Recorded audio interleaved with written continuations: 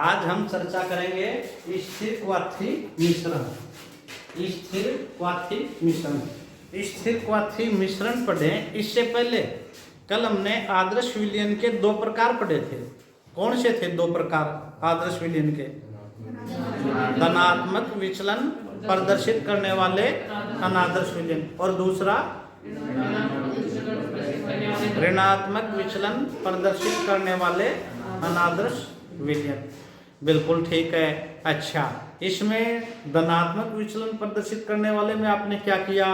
Delta H बराबर बताओ, delta H मिश्रण पॉजिटिव, डेल्टा वी मिश्रण पॉजिटिव, और ऋणात्मक विचलन में बताओ डेल्टा एच बराबर नेगेटिव और डेल्टा वी बराबर नेगेटिव। और एक इम्पोर्टेंट प्रश्न आप लिख के ले आए होंगे, अनादर्श धनात्मक विचलन प्रदर्शित करने वाले अनादर्श और ऋणात्मक विचलन प्रदर्शित करने वाले अनादर्श विलयन में अंतर। यहाँ तक अपना हो गया था। अब आज हम एक इम्पोर्टेंट टॉपिक ले रहे हैं, स्थिर क्वाथी मिश्रण। स्थिर क्वाथी मिश्रण एग्जाम में अधिकतर इसका उदाहरण पूछा जाता है। उदाहरण पर विशेष ध्यान देंगे। अच्छा, पहले परिभाषा देखो, स्थिर क्वाथी मिश्रण क्या परिभाषा होगी? दो या दो से अधिक अवयवों का वह मिश्रण जिसका संगठन द्रव तथा वाष्प अवस्था में समान होता है। इसकी महत्वपूर्ण बात यह है, मिश्रण है तो इसमें दो या दो से अधिक अवयव होंगे मिश्रण है तो। अच्छा, आपको क्या याद रखना है कि इसके जो संगठन है वो द्रव तथा वाष्प अवस्था में समान होता है। एक बार पुनः बता दो, ऐसे मिश्रणों का, कैसे का? स्थिर क्वाथी मिश्रण का, इनका संगठन द्रव तथा वाष्प अवस्था में समान रहता है, महत्वपूर्ण है। और दूसरी इनकी क्या विशेषता है? तथा इनका क्वथनांक निश्चित होता है, तो उसे स्थिर क्वाथी मिश्रण कहते हैं। तो एक बार आप पुनः बता दो, स्थिर क्वाथी मिश्रण क्या होता है? जिसका संगठन द्रव और वाष्प अवस्था में कैसा हो? समान हो, और उनका क्वथनांक वो भी क्या हो? निश्चित हो, क्वथनांक निश्चित हो। अच्छा, एग्जाम में आए तो शॉर्ट रूप में लिखाना, जिनका संगठन द्रव तथा वाष्प अवस्था में समान हो और जिनका क्वथनांक निश्चित होता हो, ऐसे मिश्रण को क्या कहते हैं? स्थिर क्वाथी मिश्रण। अच्छा, एक इनकी और विशेषता, इसके घटकों को परभाज्य आसवन द्वारा पृथक नहीं किया जा सकता। इसके संगठनों को क्या करते हैं? परभाज्य आसवन द्वारा पृथक नहीं किया जा सकता। अच्छा, अब इसके दो प्रकार होते हैं। पहला कौन सा है? निम्नतम क्वथनांकी स्थिर क्वाथी मिश्रण। दूसरा कौन सा है? उच्चतम क्वथनांकी स्थिर क्वाथी मिश्रण। अच्छा, निम्नतम क्वथनांकी स्थिर क्वाथी मिश्रण की परिभाषा देखो, वह विलयन जो एक निश्चित संगठन पर राउले के नियम से अधिक धनात्मक विचलन प्रदर्शित करता है। तो जो राउले के नियम से धनात्मक विचलन प्रदर्शित करे उसे क्या कहते हैं? उसे निम्न क्वथनांकी स्थिर क्वाथी मिश्रण। एक बात बता दो, निम्न क्वथनांकी स्थिर क्वाथी मिश्रण ये राउले के नियम से किस प्रकार का विचलन प्रदर्शित करता है? धनात्मक। कैसा करता है? धनात्मक। अच्छा, इसके उदाहरण देखो। इसका उदाहरण एथेनॉल प्लस जल, याद रह जाएगा, एथेनॉल प्लस जल। वैसे ये किण्वन करवाते हैं जब शर्करा के किण्वन से प्राप्त एथेनॉल एवं जल के मिश्रण के परभाज्य आसवन द्वारा जो विलयन प्राप्त होता है उसमें आयतन के आधार पर लगभग 95% एथेनॉल होता है। आपको तो उदाहरण पूछे तो एक बात कर देना, क्या लिखोगे? एथेनॉल प्लस जल। और दूसरा उदाहरण कौन सा है? Ethanol plus chloroform. पहला तो गया एथेनॉल प्लस जल और दूसरा एथेनॉल प्लस क्लोरोफॉर्म। चलिए, ये हमारा पहला उदाहरण हो गया। अच्छा, अब दूसरा देखो, उच्चतम क्वथनांकी स्थिर क्वाथी मिश्रण। बिल्कुल इसी तरह से इसमें धनात्मक विचलन था, इसमें कौन सा हो जाएगा? ऋणात्मक। जो राउले के नियम से अत्यधिक ऋणात्मक विचलन प्रदर्शित करते हैं उसे उच्चतम क्वार्थनांक की स्थिर क्वाथी मिश्रण कहते हैं। ये राउले के नियम से कैसा करता है? ऋणात्मक, अत्यधिक ऋणात्मक। इसके उदाहरण देखो, इसके उदाहरण आप, ये इंपॉर्टेंट है, नाइट्रिक अम्ल प्लस जल, नाइट्रिक अम्ल प्लस जल। और दूसरा कौन सा है? Acetone plus chloroform. तीसरा कौन सा है? मेथनॉल प्लस एसिटिक अम्ल, मेथनॉल प्लस एसिटिक अम्ल। चलो एक बार मेरे को शॉर्ट रूप में बता दो। ये बताओ पहले तो स्थिर क्वाथी मिश्रण की परिभाषा बताओ। इसका संचरण द्रव तथा वाष्प अवस्था में समान होता है तथा क्वाथनांक निश्चित होता है और उसे कैसे अलग नहीं कर सकते? कितने प्रकार का होता है? दो। पहला कौन सा? निम्न क्वाथनांक स्थिर मिश्रण। इसमें राउल के नियम से अधिक धनात्मक। उदाहरण जल, दूसरा क्लोरोफॉर्म। अच्छा, और इसमें उच्चतम क्वाथनांक स्थिर क्वाथी मिश्रण में राउल के नियम से अत्यधिक ऋणात्मक विचलन। अच्छा, इसके उदाहरण बताओ। नाइट्रिक अम्ल प्लस जल और दूसरा एसीटोन प्लस क्लोरोफॉर्म। चलो इसको तैयार कर लोगे। स्टूडेंट्स, अब हम चर्चा करेंगे अनुसंख्यक गुणधर्म। अनुसंख्यक गुणधर्म भी इंपॉर्टेंट है। अनुसंख्यक गुणधर्म कौन से हैं? वे गुणधर्म जो अणुओं की संख्या पर निर्भर करते हैं। वे गुणधर्म जो अणुओं की संख्या पर निर्भर करते हैं। तो देखो, तनु विलयनों के वे भौतिक गुण जो विलयन में उपस्थित कणों, अणु या आयन की संख्या अर्थात मात्रा पर निर्भर करते हैं, लेकिन उनके आकार तथा प्रकृति पर नहीं करते। इन्हें अनुसंख्यक गुण कहते हैं। बिल्कुल सरल है। अनुसंख्यक गुण वो गुण होते हैं, वे तनु विलयनों के वो भौतिक गुण होते हैं जो अणु की संख्या पर निर्भर करते हैं, जो विलयन में उपस्थित कणों की संख्या पर निर्भर करते हैं, उनके आकार तथा प्रकृति पर निर्भर नहीं करते। तो अनुसंख्यक गुणधर्म कौन कौन से हैं? वाष्प दाब में आपेक्षिक अवनमन, क्वाथनांक में उन्नयन, हिमांक में अवनमन और विलयन का प्राशन दाब।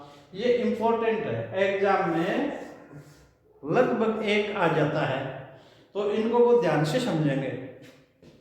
अब सबसे पहले लो वाष्प दाब में आपेक्षिक अवनमन। वाष्प दाब में आपेक्षिक अवनमन, देखो इनमें क्या होता है, एक उदाहरण समझें। यह है एक विलायक, ये मान लो विलायक है जल, ये है विलायक जल, ये द्रव अवस्था में है। जब इसमें ठोस, इसमें हम नमक मिलाते हैं, नमक है ठोस, और ये है विलय, ये है विलय। तो इससे जो विलयन बनता है, इससे जो विलयन बनता है, ये बन गया विलयन। अब विलयन में जल भी आ गया और नमक भी आ गया, तो ये जो विलयन बना, इसका वाष्प दाब कम होता है। एक बार तुमने सुनो, शुद्ध वाष्पशील विलायक में, शुद्ध वाष्पशील विलायक हमने एक उदाहरण मान लिया जल का। शुद्ध वाष्पशील विलायक में अवाष्पशील विलय को मिलाने पर अवाष्पशील जैसे हमने ले लिया नमक।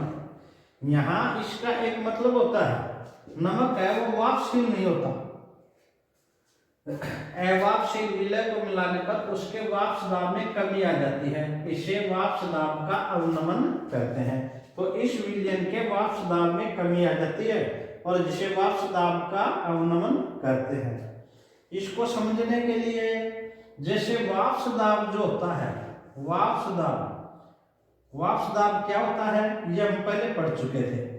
वाष्प दाब जैसे ये एक विलयन है या ये एक द्रव है, इस द्रव को यदि हम वाष्प को बाहर नहीं निकलने देते तो इसकी द्रव वाष्प बन करके यहाँ एकत्रित होता रहता है, द्रव वाष्प बन के एकत्रित होता रहता है और ये इस पर दाब डालता है, तो ये कहलाता है वाष्प दाब। और ये वाष्प दाब ये जो द्रव है जो यहाँ से ऊपर जाता है उस पर निर्भर करता है, यहाँ से ये जो द्रव है। अच्छा, यदि हम इसमें नमक मिला दें, ये मान लिया शुद्ध अवस्था में है, ये है शुद्ध अवस्था में, शुद्ध अवस्था में विलायक का जो यहाँ हम ले रहे हैं विलायक का वाष्प दाब, शुद्ध अवस्था में विलायक का वाष्प दाब मान लिया PA0 है, शुद्ध अवस्था में विलायक का वाष्प दाब। क्यों? यहाँ पर पूरे पर ही विलायक रहता है तो ये वाष्प ऊपर जाएगी और ये दबाव डालेगी। पर जब इसको हम विलयन बना देते हैं, ये विलयन बना लिया तो देखो इसमें नमक घोल दिया तो ये जो सतह है जहां से वाष्प बनते हैं, ये जो सतह है जहां से वाष्प बनती है, अब इसमें कहीं कहीं नमक के भी अणु आ गए, ये नमक के भी कण आ गए।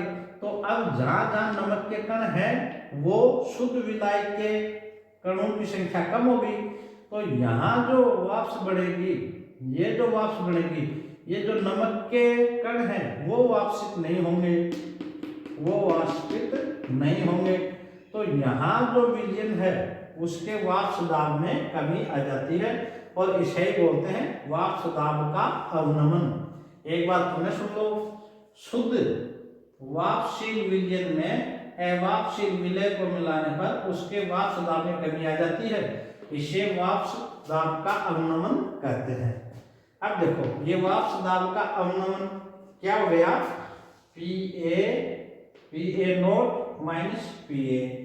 अच्छा, PA0 क्या है, ये शुद्ध विलायक का वाष्प दाब है, ये जो विलायक था इसका शुद्ध अवस्था में वाष्प दाब था।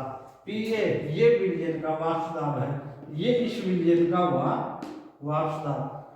अच्छा, इसमें कमी जो होती है शुद्ध अवस्था से और जो विलयन का शुद्ध अवस्था में विलायक के वाष्प दाब में से विलयन का जो वाष्प दाब घटा लेंगे वही होता है वाष्प दाब का अवनमन, वाष्प दाब का अवनमन।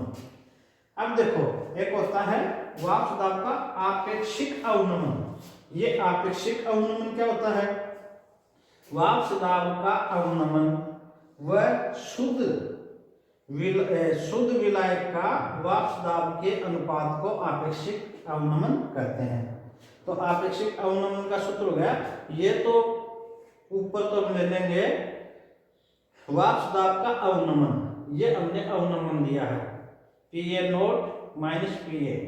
अच्छा, और नीचे क्या लेते हैं, शुद्ध विलायक का वाष्प दाब, शुद्ध विलायक का वाष्प दाब है PA0, तो ये है वाष्प दाब का आपेक्षिक अवनमन। अब देखो इस पर हम राउट का नियम लगाते हैं। अब देखें राउले के नियम के अनुसार, राउले का नियम क्या करा है, वाष्प दाब में आपेक्षिक अवनमन विलयन में उपस्थित विलय की मोल भिन्न या मोल अंश के बराबर होता है। अभी हमने पढ़ा था यह है वाष्प दाब का आपेक्षिक अवनमन, और ये जो वाष्प दाब का आपेक्षिक अवनमन है ये किसके बराबर होता है, विलय के मोल भिन्न के बराबर होता है। पुनः देख लो, राउले के नियम अनुसार वाष्प दाब में आपेक्षिक अवनमन विलयन में उपस्थित विलय की मोल भिन्न या मोलंश के बराबर होता है। अतः इसको कर दो, ये आपेक्षिक अवनमन है, इसको ये कर दिया हमने विलय की मोलंश, विलय के मोल अंश के बराबर कर दिया। अच्छा, मोल अंश बराबर ये सूत्र होता है एक्स बी बराबर एन बी बटे N A plus N B. यहाँ एन ए क्या है? विलयन में उपस्थित विलायक के मोल, विलयन में उपस्थित विलायक के मोल। एन बी है, एन बी क्या है? विलयन में उपस्थित विलय के मोल। अच्छा, जब विलयन अति तनु होता है तो तनु विलयन के लिए ये एन ए का जो मान, एन ए क्या है? एन ए है विलायक के मोल। विलायक के मोल बहुत अधिक होते हैं किसकी तुलना में? विलय की तुलना में। अतः हम इसमें N A plus N B में इस एन ए को नगण्य मान लेते हैं, इसको छोड़ देते हैं। तो ये आपेक्षिक अवनमन बराबर हो गया ये एन बी और बटा एन ए,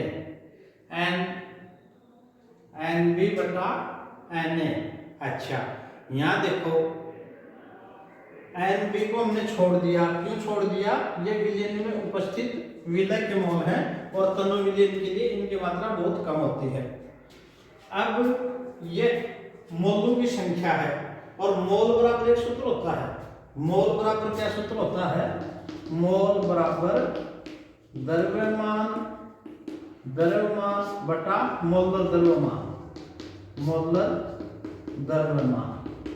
ये मोल का सूत्र लगा देते हैं। ये ए हमारा था विलायक, तो यहाँ ये विलायक का भार या द्रव्यमान बटा विलायक का मोलर द्रव्यमान। और एन बी के लिए ये हमारा विलय था, तो विलय का भार और ये विलय का मोलर द्रव्यमान। डब्ल्यू ए है विलय की मात्रा और डब्ल्यू बी है विलय की मात्रा। एम ए क्या है? विलय का मोलर द्रव्यमान और एम बी क्या है? विलय का मोलर द्रव्यमान। ये मान एन ए बराबर, यहाँ जो एन ए है इसके स्थान पर ये लिख देंगे डब्ल्यू ए एम ए, और एन बी है एन बी के स्थान पर लिख देंगे डब्ल्यू बी एम बी। तो इसको हल कर लो, आपेक्षिक अवनमन बराबर ये मान रख दिया और इसमें हम एम बी निकाल लेंगे। एम बी क्या है? विलय का मोल द्रव्यमान, विलय का मोलर द्रव्यमान। तो इस समीकरण की सहायता से हम एम बी का मान निकाल सकते हैं, अर्थात विलय का मोलर द्रव्यमान निकाल सकते हैं। एम बी बराबर हो जाएगा डब्ल्यू बी एम ए बटा डब्ल्यू ए कोष्टक P not A minus P A. यहाँ सबके मान रखने पर एम बी का मान आ जाएगा। तो ये था हमारा अवनमन, वाष्प दाब में आपेक्षिक अवनमन। कल लेंगे हम कथनांक में उन्नयन।